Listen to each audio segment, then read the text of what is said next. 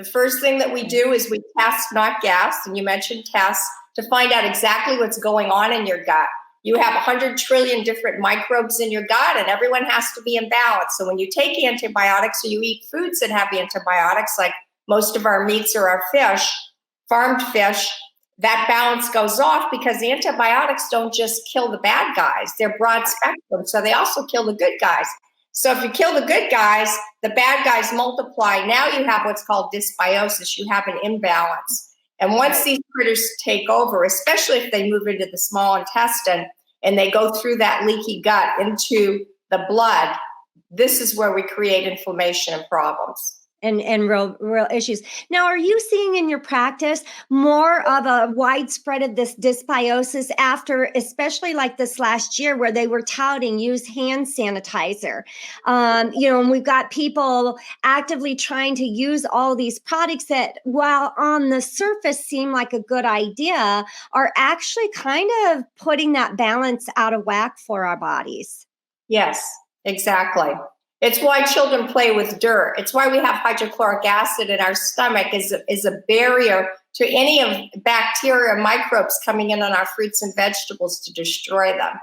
Right, exactly. And I've even had read studies where they're saying that, it's not just what you're doing. You're talking about, you're seeing children now, babies, with eczema, that a lot of this stuff is being passed down between mother and child in the womb. It doesn't even have to be that the child has to be born to be experiencing these toxins, that are creating the inflammation process that's happening in the body. That's right. And if the mother has food allergies, she's passing the antibodies through to the baby.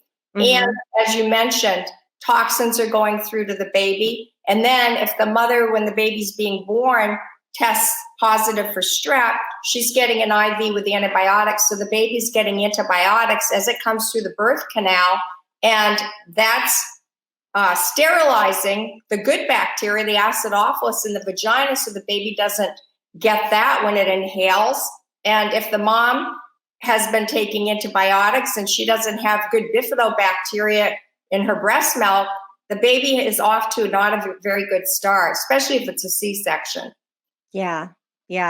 There's so many things and the last thing we want to do is be shaming anybody for decisions that they've made. What I do with our shows is just really providing education so people can be enlightened to, maybe there might be a better choice that we can make as we move forward. So we've talked about the dysfunction, the inflammation that happens in the body and the inflammation. Well, I said something about the, well, first, let's go back to the inflammation in the gut. Talk to me about when the gut is inflamed. Let's talk about the mental health issues. We are seeing such widespread anxiety, stress, depression, fear, all these things that in an overzealous way. What's the connection in between the two, the gut and the brain?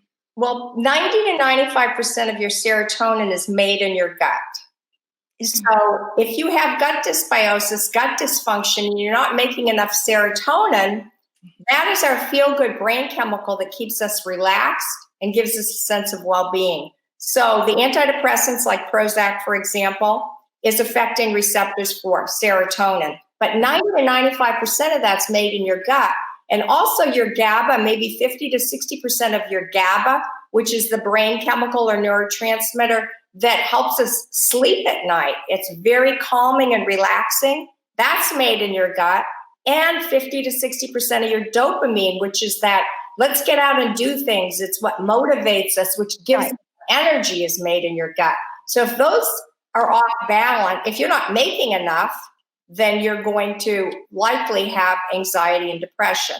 Also, when you have inflammation, if you have a leaky gut or intestinal dysbiosis and you're leaking those undigested food particles or toxins into your white blood cells respond by producing inflammatory chemicals like cytokines and histamines, and that can inflame the brain.